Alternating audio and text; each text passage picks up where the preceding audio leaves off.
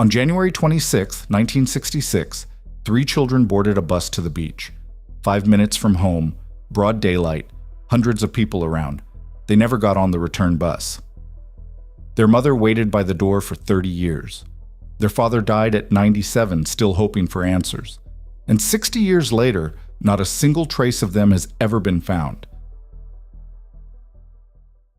Adelaide, Australia, January 26, 1966. It was Australia Day, basically the country's version of the 4th of July, and the temperature was already climbing past 100 degrees by breakfast. The kind of heat that makes the walls of a small house feel like they're closing in. And inside a modest home on Harding Street in Somerton Park, 3 children were getting restless: 9-year-old Jane, 7-year-old Arnna, and 4-year-old Grant. Their father Jim, a traveling linen salesman and former serviceman, had left the day before on a 3-day work trip to a town called Snowtown, which meant their mother Nancy was on her own with 3 kids, a heat wave, and a long public holiday stretching out ahead of her. The kids had one request: the beach.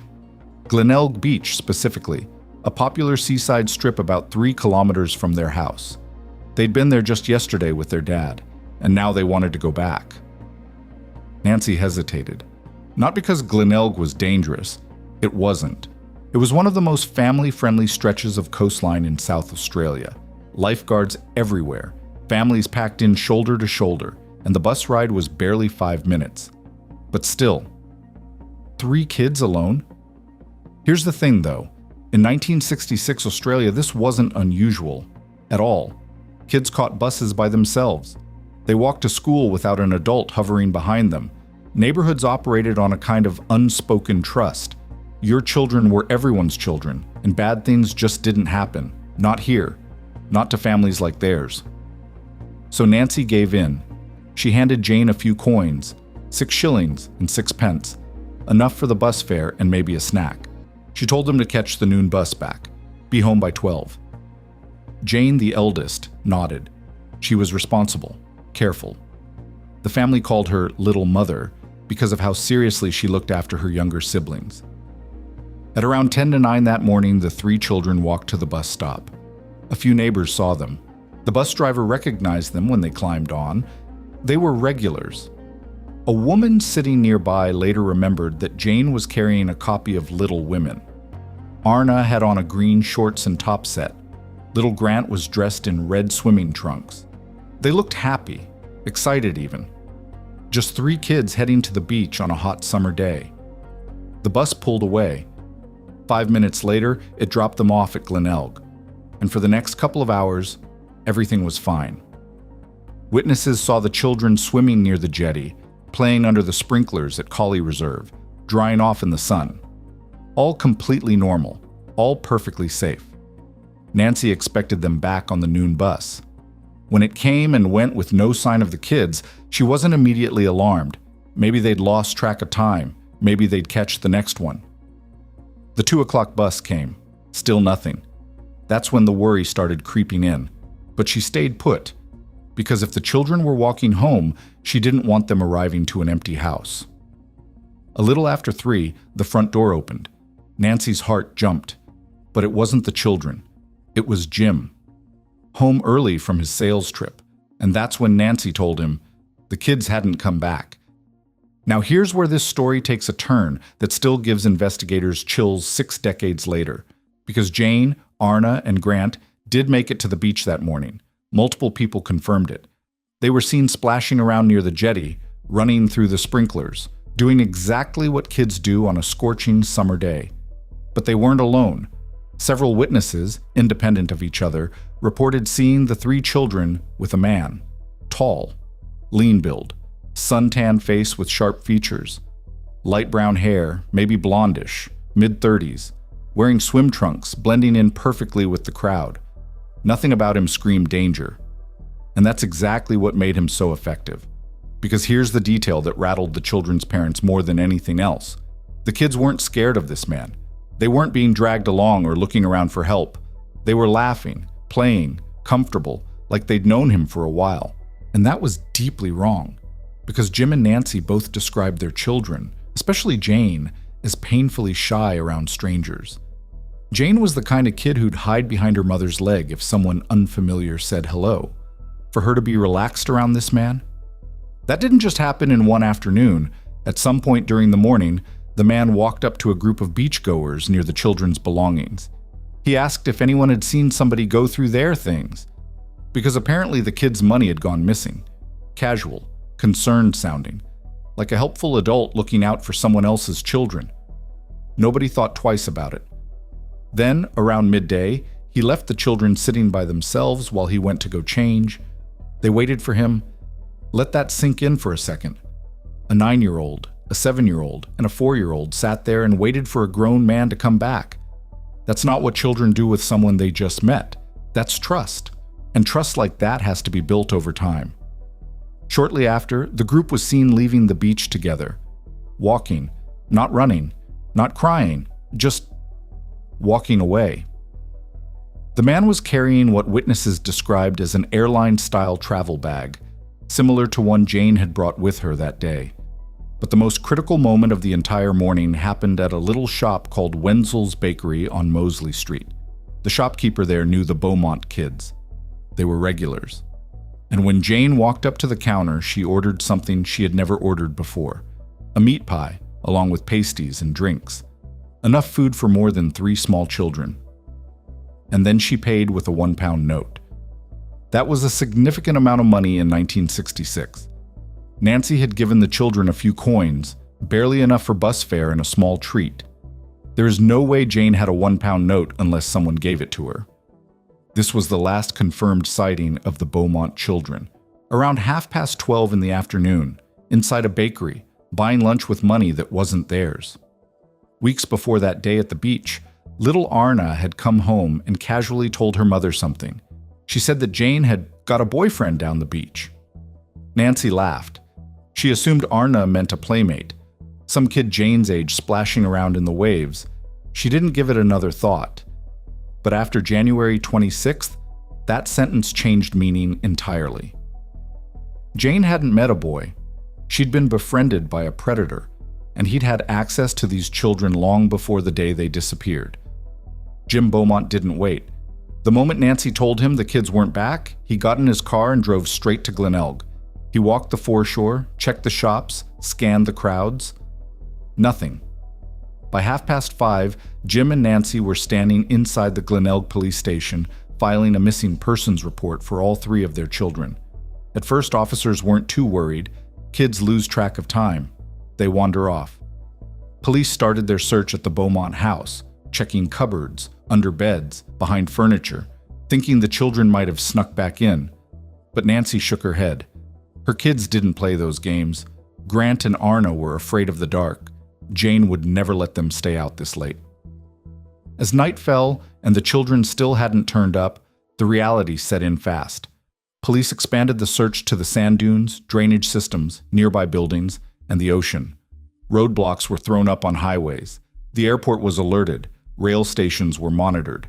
By the next morning, every single person in Australia knew the name Beaumont. 3 days in, investigators drained an entire boat harbor, the Patawalonga, after a woman claimed she'd spoken to 3 children matching the Beaumonts' description near the water at 7 that evening. 65 officers and police cadets walked 70 acres of ground in a shoulder-to-shoulder grid. 60 more went door-to-door across 400 homes, carrying the composite sketch of the man from the beach. Surf lifesavers searched the coastline. Volunteers scoured parks, alleyways, vacant lots. They found nothing, not a towel, not a shoe, not a single thread of clothing. And then the headline shifted. Within 3 days, the newspapers stopped calling it a disappearance. The language changed. The tone changed. Investigators were no longer looking for lost children. They were hunting for a predator. The case had crossed a line that Australia had never confronted before. What followed was a parade of dead ends that would stretch across decades. The first major spectacle came in November of that same year, when a Dutch psychic named Gerard Croiset was flown to Australia by a wealthy businessman. Croiset claimed he'd had a vision. The children's bodies were buried under an old brick kiln inside a warehouse, not far from the family home. Police wanted nothing to do with it. The Beaumont parents called him a fraud. But the public believed him. Citizens raised $40,000 to demolish the building and dig underneath it. Cameras rolled, the nation watched, and they found absolutely nothing. Then came the letters. About 2 years after the disappearance, Jim and Nancy received envelopes postmarked from Dandenong, a suburb in Melbourne. Inside were notes, one supposedly from Jane, others from a man claiming to be keeping the children. He called himself their guardian, said they were happy, said he was willing to return them. Police compared the handwriting and thought the letters might actually be real. A meeting place was arranged. Jim and Nancy drove there, followed by a plainclothes detective. Nobody showed up. A second letter arrived. It said the man had spotted the detective, that the Beaumonts had betrayed his trust, that he was keeping the children for good. Imagine what that did to two parents who hadn't slept properly in 2 years. It took another 25 years for the truth to come out. In 1992, improved fingerprint technology identified the letter writer, a 41-year-old man living in Melbourne who'd been a teenager when he wrote them. He admitted the whole thing was a joke. He was never charged. A joke. That's what someone called the worst 2 years of Jim and Nancy Beaumont's lives. Over the decades that followed, names surfaced. Suspects. Persons of interest. Men with histories dark enough to make them plausible. But plausible was never enough. A convicted serial killer named Bevan Spencer von Einem drew serious attention. He was already serving life for the murder in Adelaide. An informant told police that von Einem had once bragged about picking up 3 children from a beach and taking them home to perform what he called experiments on them. He supposedly said one died during the procedure, so he killed the remaining 2. Von Einem was known to frequent Glenelg Beach, but in 1966 he would have been only 20 years old, too young to match the man witnesses described as being in his mid-30s. He never cooperated with investigators and died in 2025, taking whatever he knew with him. But the name that kept circling back, the one that fit the most pieces, was Harry Phipps. Phipps was a factory owner, wealthy, well-connected in Adelaide society, and he lived 300 meters from Glenelg Beach. He was tall, had light brown hair, and looked considerably younger than his actual age of 48. People who knew him said he could easily pass for mid-30s. He was also known for one very specific habit, handing out £1 notes. Sound familiar? In 2007, Phipps's own son Hayden came forward. He told investigators something that shifted the entire investigation. He claimed he remembered seeing the Beaumont children in his father's backyard on January 26, 1966. Around the same time, 2 men, teenagers back in '66, told police that Phipps had paid them to dig a large hole at his Castelloy factory that same weekend. No reason given. Police took it seriously. They excavated the factory site in 2013. Nothing. They came back in 2018 with better equipment, animal bones and rubble. Nothing human. In February 2025, a third dig was organized, privately funded, backed by a local politician. It lasted a full week. The result was the same: no remains, no closure. Phipps had died in 2004, never charged with anything. And the Beaumont parents? They carried this weight every single day of their lives. Nancy stayed in the Somerton Park house for years after the disappearance. She once told reporters it would be dreadful if the children came home and their parents weren't there waiting. She and Jim eventually separated. The grief was too heavy for the marriage to survive. But they never remarried, never had more children. In 1990, newspapers published computer-generated images of what the children might look like as adults. The Beaumonts hadn't given permission. It devastated them all over again. Nancy died in September 2019 at the age of 92. Her death notice simply called her the loving mother of Jane, Arnna, and Grant. Jim followed in April 2023. He was 97. His obituary said he was now reunited in heaven with his 3 children. 60 years, no bodies, no conviction, no answers. A $1 million reward still sits unclaimed by the South Australian government, and somewhere beneath the surface of a city that has never stopped asking questions, 3 children are still waiting to be found.